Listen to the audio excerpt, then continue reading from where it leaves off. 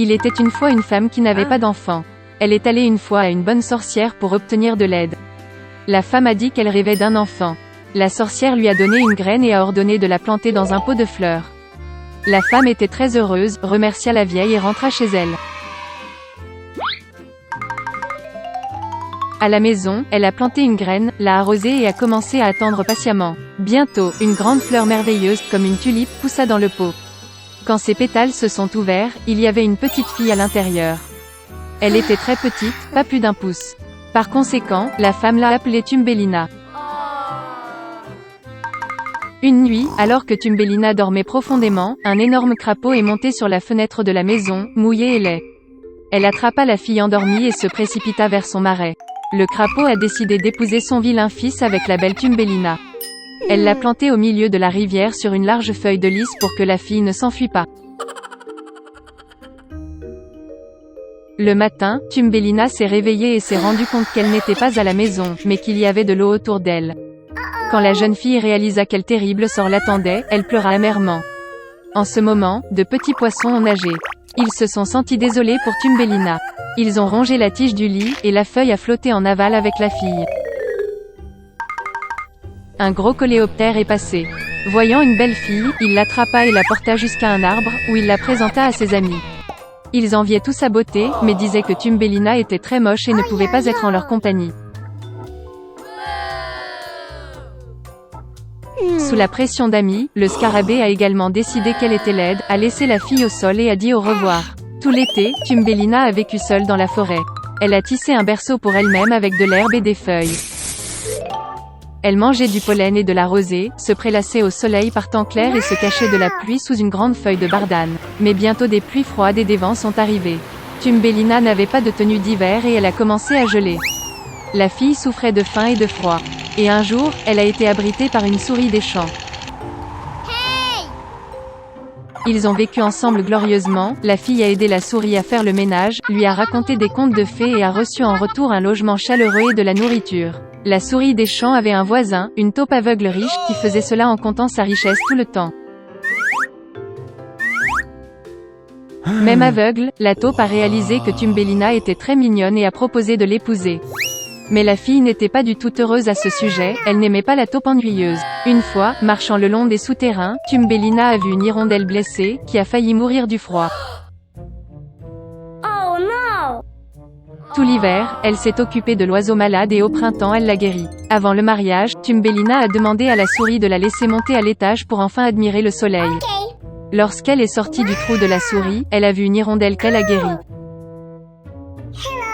Thumbelina s'est plaint à l'oiseau qu'elle était forcée d'épouser un méchant taupe et de vivre avec lui profondément sous terre. L'hirondelle a invité la fille à s'envoler avec elle vers des terres chaudes, et elle a accepté. Elle a rapidement dit au revoir à la souris, est montée sur l'hirondelle, et ils se sont envolés. Une fois dans un pays merveilleux, Thumbelina a vu une immense prairie avec de belles fleurs. Elle a choisi la plus belle fleur pour elle-même. Soudain, elle vit dans la fleur le même petit homme comme elle, seulement avec des ailes. C'était le roi des elfes. Et un elfe vivait dans chaque fleur. Le bel elfe n'a jamais vu une fille aussi petite que lui, et même aussi belle. Il est immédiatement tombé amoureux de Thumbelina et l'a invitée à devenir sa femme, la reine des elfes et la reine des fleurs. Après toutes ces aventures, la jeune fille était heureuse d'entendre une telle offre du charmant prince.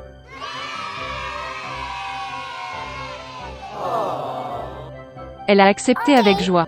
L'elfe prit Thumbelina par la main, et au même moment 2 ailes apparurent derrière elle. Maintenant, elle est devenue la reine des elfes. Et depuis, ils ont vécu heureux pour toujours. Il était une fois une vieille chèvre. Elle a eu 7 enfants. Elle les aimait autant que seule une mère peut aimer ses enfants. Elle allait aller dans la forêt, apporter des herbes et des branches pour le déjeuner. Elle a appelé tous ses enfants et les a avertis d'avoir peur du loup maléfique. Il fait souvent semblant, mais vous pouvez immédiatement le reconnaître à sa voix grossière et à ses pattes noires. Les petits-enfants ont tout compris et ont assuré à leur mère qu'ils seraient très prudents. La vieille chèvre partit tranquillement. Peu de temps s'est écoulé. Soudain, quelqu'un a frappé à la porte et a crié d'une voix grossière que les enfants devraient immédiatement l'ouvrir. Mais les enfants de la voix rugueuse ont réalisé que c'était un loup. Ils ont répondu que ce n'était pas la voix de la mère, sa voix était gentille et fine, et cette voix était très impolie, ce qui veut dire que c'était un loup. Puis le loup est allé chez le marchand et s'est acheté un grand morceau de craie. Il en a mangé et sa voix s'est affaiblie. Il est revenu, a frappé à la porte et a demandé d'une voix mince aux enfants de l'ouvrir. Le loup a posé sa patte sur la fenêtre et attend. Et les enfants l'ont vu et ont répondu que les pattes de la mère n'étaient pas noires, mais blanches, ce qui signifie que c'était un loup. Puis le loup a couru à la boulangerie et a demandé de lui donner de la pâte.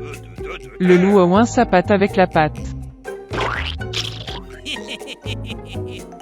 Le méchant s'est approché de la porte pour la 3e fois, a posé sa patte blanche sur la fenêtre et a frappé. Ils ont vu les enfants que la patte était blanche et ont pensé que c'était leur mère. Ils ont ouvert la porte, mais il y avait un loup devant eux. Ils ont eu peur et ont commencé à se disperser dans toutes les directions. Un enfant a sauté sous la table, un autre sur le lit, le 3e sur la cuisinière, le 4e dans la cuisine, le 5e dans le placard, le 6e sous l'évier et le 7e s'est caché dans l'horloge du grand-père. Mais le loup les trouva tous, ouvrit ses mâchoires et avala un à un. Une seule chose qu'il n'a pas trouvée, le plus jeune, qui s'est caché dans l'horloge. Après avoir mangé à sa faim, le loup est parti. Il s'allongea sur une prairie verte sous un arbre et s'endormit. Bientôt, une vieille chèvre rentra de la forêt. Oh, qu'est-ce qu'elle a vu là-bas? La porte était grande ouverte. La table, les chaises, les bancs ont été renversés, le lavabo a été cassé, les oreillers et les couvertures ont été jetés du lit. Elle a commencé à chercher ses enfants, mais elle n'a pu les trouver nulle part. Je les ai appelés par leur nom, mais personne n'a répondu. Elle s'approcha de l'horloge, et en réponse, il y eut une voix mince du plus jeune enfant. Elle l'a fait sortir de là et il a dit qu'un loup est venu et a mangé tout le monde. Comment la chèvre a pleuré pour ses pauvres enfants. Finalement, elle quitta la maison, et la plus jeune chèvre courut après elle. Elle est venue au pré, a vu, un loup gisait près de l'arbre et ronflait de sorte que les branches tremblaient. Elle le regarda de tous côtés et vit que dans son ventre gonflé quelque chose bougeait et pataugeait. Elle a deviné que c'étaient ses enfants et était très heureuse qu'ils soient toujours en vie. Elle a dit à l'enfant de courir à la maison dès que possible et d'apporter des ciseaux, une aiguille et du fil. Ensuite, la chèvre a coupé le ventre du loup avec des ciseaux, et de là, un enfant a sorti la tête. Et puis les autres ont sauté tous les 6, et rien de mal ne leur est arrivé. Quelle joie c'était! Ils ont commencé à embrasser leur mère, à sauter et à danser. Puis la vieille chèvre a dit que ce serait bien de donner une leçon au loup pendant qu'il dormait encore. Ils ont tiré des pierres et les ont fourrées dans le ventre du loup. Une vieille chèvre a recousu son ventre, mais il n'a rien remarqué, n'a même jamais bougé. Le loup a dormi, s'est levé et a eu une telle soif dans son ventre qu'il a décidé de boire l'eau du puits. Il s'approcha à peine du puits, se pencha vers l'eau, et de lourdes pierres le tirèrent au fond du puits. 7 enfants ont vu cela et ont commencé à danser de joie avec leur mère.